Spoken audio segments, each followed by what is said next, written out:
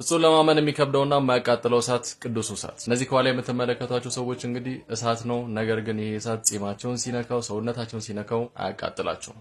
ከየት የመጣ ነው? ይህ ስፍራ እንግዲህ በኢየሩሳሌም የሚገኝ ሲሆን የጌታችን የመድኃኒታችን የኢየሱስ ክርስቶስ የመቃብር ስፍራ ነው። በዚህም ስፍራ ላይ በየዓመቱ ለቅዳም ሽር ማለትም ለትንሣኤ ዋዜማ ቀን ፓትርያርኩ ወደ መቃብር ስፍራ ይገቡና ከመቃብር ስፍራ ውስጥ ያለውን እሳት ያጠፉታል። በዛም ረዘም ያለ ጸሎታቸውን ካደረሱ በኋላ እጅግ በጣም አስገራሚ በሆነ መልኩ ያለምንም መለኮሻ እሳት ከሰማይ ይወርዳል። ይህም እሳት ነው ቅዱስ እሳት የሚባለው በጌታችን በመድኃኒታችን በኢየሱስ ክርስቶስ የመቃብር ስፍራ የሚገኘው። ፓትርያርኩም ይህንን እሳት በሻማ አድርገው እንግዲህ ለማህበረሰቡ በዚህ መልኩ ያበረክታሉ ወይም ይሰጣሉ ማለት ነው። ማህበረሰቡም እጅግ ደስተኝነት በተሞላ በት መልኩ እሳቱን በዚህ መልኩ ያስፋፉታል ማለት ነው። እጅግ በጣም ያስገርማችሁ ይህ እሳት ከወረደ ከ30 ደቂቃ በኋላ ነው ማቃጠሉን የሚጀምረው። እስከዛ ድረስ እንግዲህ በዚህ በመታዩት መልኩ ከጺማቸው ላይ ከሰውነታቸው ላይ ያረጉታል። ነገር ግን እሳቱ አያቃጥልም። ለዚህም ነው ቅዱስ እሳት የተባለው። ይህም ክስተት የሚከሰተው በዓመት አንዴ ነው። እሱም ለፋሲካ ዋዜማ ለቀዳም ሹር ነው። እንኳን ለጌታችን ለመድኃኒታችን ለኢየሱስ ክርስቶስ የትንሣኤ በዓል በሰላምና በጤና አደረሳችሁ። ትንሣኤ የፍቅር በዓል ነው፣ የደስታ በዓል ነው። ጌታችንና መድኃኒታችን ኢየሱስ ክርስቶስ ለኛ ለኃጢአተኞቹ ሲል ከመስቀል ላይ ዋለ፣ በጎልጎታም ሕይወቱን ሰጠን። ከ3 ቀን በኋላ ሞትን ድል አድርጎ ተነሳ።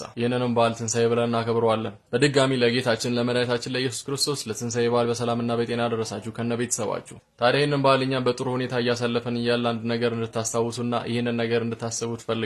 ይህም በሙታን ሳማር ቅዱስ ሚካኤል አንድነት ገዳም የሚኖሩ እናትና አባቶቻችን ነው። እግዚአብሔር ይመስገን የእናቶቻችን ቤት በእናንተ ድጋፍና ብርታት ገንብተን ማስረከብ ችለናል። ነገር ግን ለእናቶቻችን ቅድሚያ የሰጡ ትህትና የተሞላባቸው አባቶቻችን አሁን በችግር ውስጥ ይገኛሉ። እነሱ እየኖሩባቸው ያሉ ባቶች እጅግ በጣም ለመኖር ከባድ ናቸው። በተጨማሪም ቦታው በረሃማ ስለሆነ ከተፈጥሮ ጋር እጅግ በጣም ከባድ ትግል አለባቸው። ከአባቶቻችን የባት ግንባታ በተጨማሪ እንዲሁም ወደ ገዳሙ የሚያስገቡ የመንገድ ግንባታዎች ተጀምረዋል።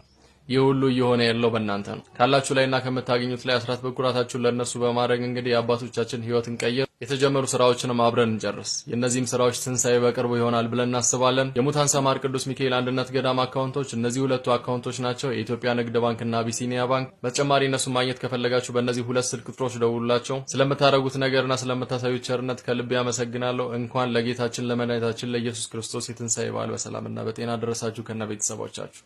ብሩክ ነኝ። መልካም በዓል ይሁንላችሁ። አመሰግናለሁ።